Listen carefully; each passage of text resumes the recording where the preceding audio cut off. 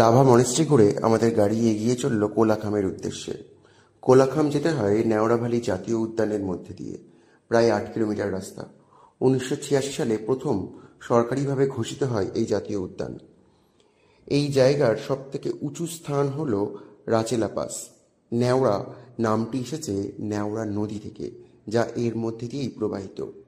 Red panda, বিষধর সাপ, প্রচুর ধরনের বিলুপ্তপ্রায় পোকামাকড় এখানে পাওয়া যায়। আর আছে অজস্র বিলুপ্তপ্রায় গাছ। এই জাতীয় উদ্যানের মধ্যেও থাকার বন্দোবস্ত রয়েছে, যা অবশ্যই আগে থেকে বুক করতে হয়।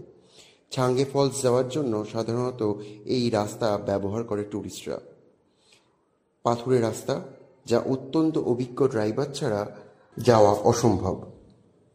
রাস্তার সিনিক বিউটি, নিস্তব্ধতা, ঝিঝি পোকার শব্দ তুলে আনার চেষ্টা করলাম আপনাদের জন্য।